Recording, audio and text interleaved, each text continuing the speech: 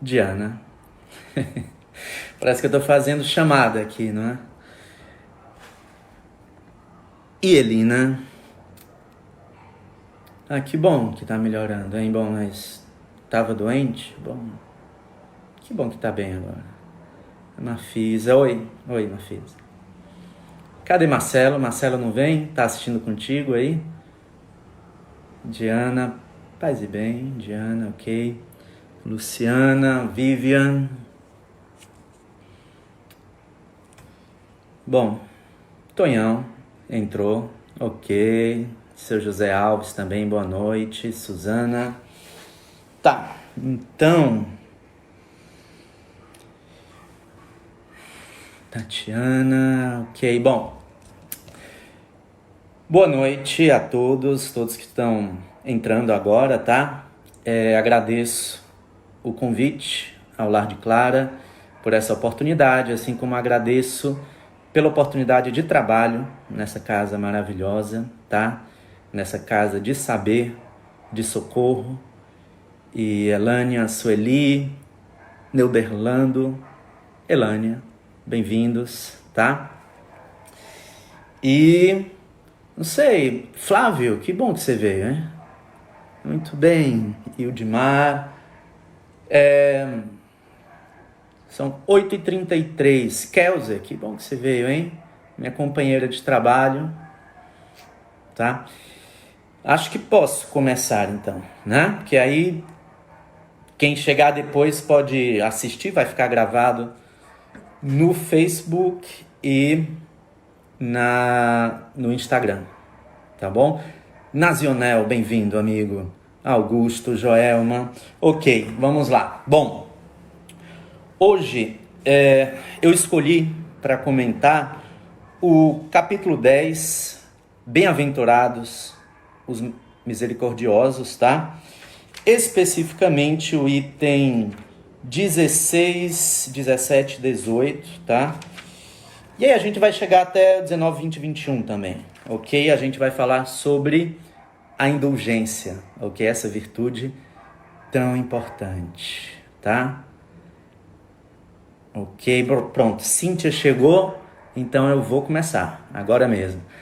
Ok, a indulgência, pessoal, sempre é interessante ao falar de qualquer assunto começar conceituando, definindo, né?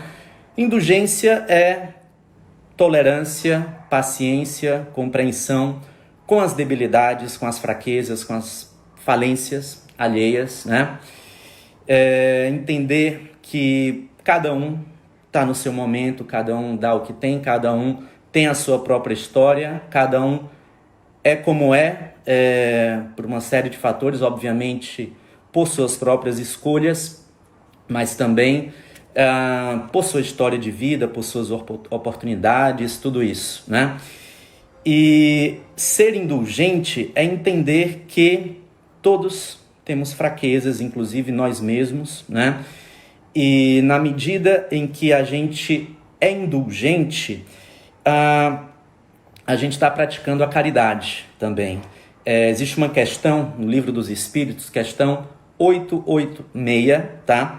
E essa questão diz o seguinte, a pergunta: qual é o verdadeiro sentido da palavra caridade, tal como Jesus a entendia, né? E a resposta dos Espíritos é benevolência para com todos, indulgência para com as imperfeições alheias, perdão das ofensas. Portanto, a caridade, segundo Jesus a entendia na visão dos Espíritos, está amparada sobre um tripé, sobre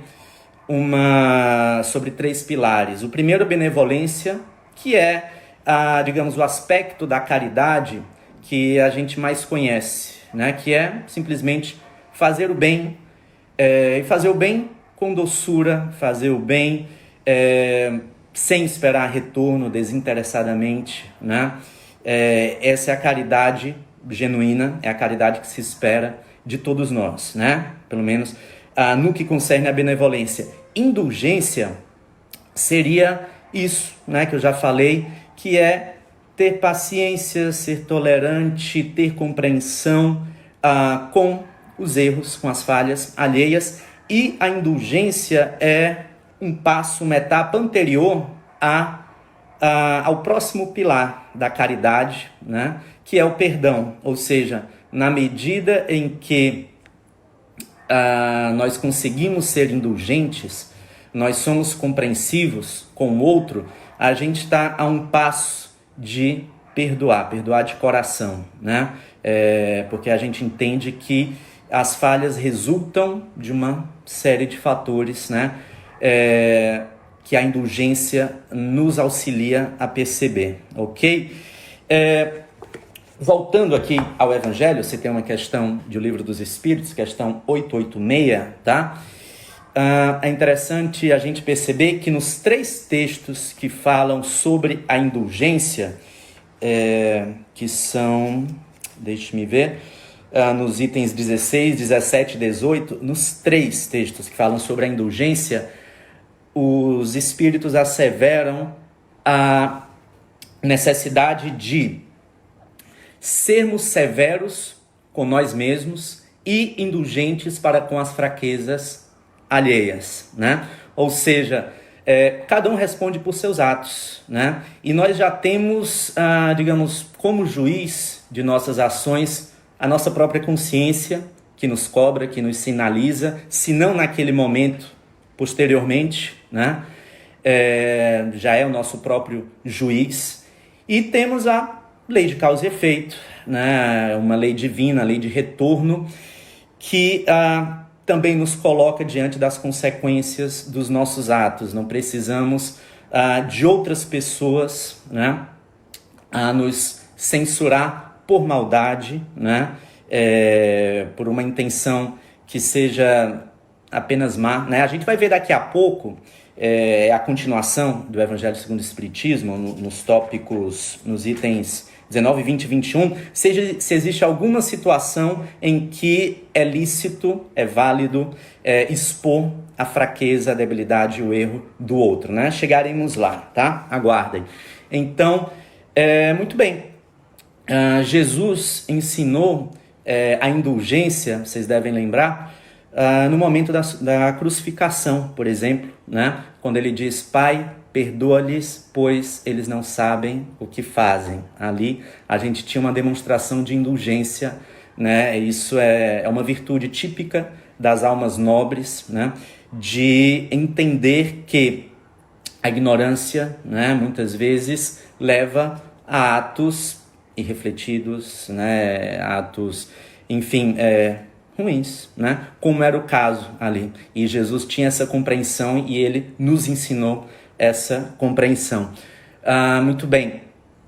E Chico Xavier tem uma frase que vira e mexe, né? Eu gosto de citá-la, que é: eu permito, acho que vocês conhecem essa frase, eu permito a todos serem como quiserem e a mim como eu devo ser, né? Ou seja, cada um eu dou a liberdade de ser como é, sou indulgente com eles, né? Cada um, como eu falei, responde por si, está no seu momento, etc e tal. Mas a mim eu exijo o melhor que eu puder ser. Eu vou ser rigoroso comigo mesmo, não com os outros, né? Obviamente, até esse rigor tem um limite, né? E esse limite é o da autocompaixão, do auto-perdão, enfim. A gente sabe também que uma cobrança excessiva pode levar, inclusive, a casos...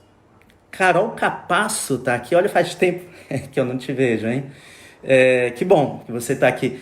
Então, é isso, eu permito a todos serem como quiserem e a mim o melhor que eu puder ser, né? Essa frase de Chico Xavier diz muito sobre a indulgência. Thales, meu amigo, que bom que você está aqui também, ok? E ao longo desse capítulo do Evangelho, bem-aventurados os misericordiosos, a gente tem outros exemplos de indulgência, né? A passagem do cisco e a trave no olho é uma lição de indulgência. Quem não tiver pecado, que atire a primeira pedra também, não é? E é interessante a gente perceber, ou pensar, ou lembrar que muitas vezes a gente percebe no outro defeitos que nós mesmos temos em nós, ou que já tivemos, ou às vezes nós somos ainda piores do que aqueles que nós censuramos, né? E ainda nós que acreditamos na imortalidade, na reencarnação, nós sabemos que aquilo que a gente censura no outro, nós podemos ter feito, se não nessa existência, em outra existência anterior também. Então é bom lembrar disso antes de jogar pedra, né? Antes de censurar, antes de julgar. Será que não está fazendo, não faz, ou não fez nessa vida? Ou se não fez numa existência anterior? E quando a gente fez, certamente a gente quis que fossem indulgentes conosco. Ou seja, que as pessoas fossem tolerantes, compreensivas, pacientes com os nossos defeitos, enfim, muitos desses defeitos oriundos da nossa própria ignorância, né? Ok? Pessoal, eu queria contar agora uma história para vocês, e é o seguinte, essa história eu vi num vídeo, e eu vou colocar esse vídeo nos comentários do Instagram e do Facebook, aqui dessa publicação, e é um vídeo bonito, é um vídeo emocionante, e ele mostra, esse vídeo, mostra uma cena banal de pessoas como num restaurante, né, de fast food, e mostra como se cada uma dessas pessoas tivesse atrelada a si uma legenda com algum dado, alguma informação sobre a vida pessoal delas, né, com uma informação que explica por que cada uma delas é como é, né? E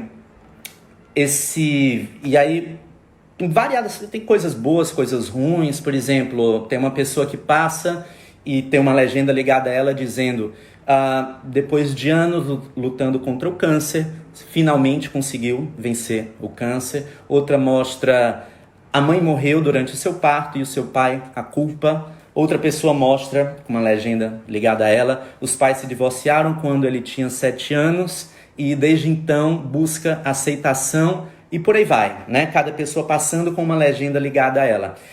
E aí, ao final, tem um remate, né? Que diz assim: toda vida tem uma história. Se nós, pelo menos, nos dessemos ao trabalho de ler cada história, né? O que é que a gente tira de compreensão disso? As nossas relações hoje muitas vezes são superficiais. Se a gente entender as pessoas como livros, a gente pode dizer que a gente só vê a capa do livro. Quem se dá o trabalho hoje de pegar esse livro, entendendo como pessoas, e abrir e ler esses livros para entender cada pessoa, né? E esse vídeo que eu vou colocar para vocês nos traz essa reflexão. Então, acho que também vale a pena, né? Antes dos nossos julgamentos ligeiros, apressados, levianos, enfim, entender as pessoas como livros, abrir esse livro e ler, né? Para entender um pouco mais. Certamente seríamos mais compreensivos, ok? Simone, já passou quanto tempo, hein?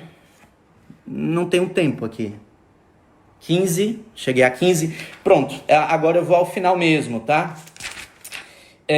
Convido vocês à leitura desse item do Evangelho segundo o Espiritismo, tá?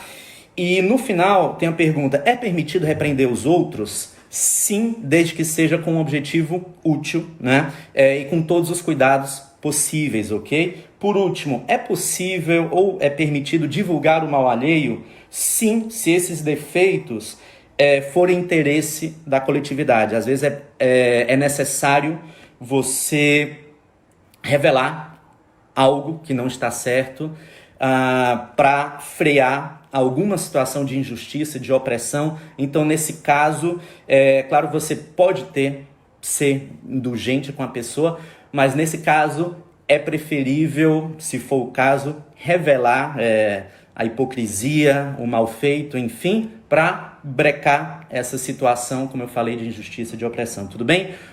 Um beijo para vocês, um abraço grande. Acho que chegamos ao nosso fim, tá? Tchau, fiquem com Deus.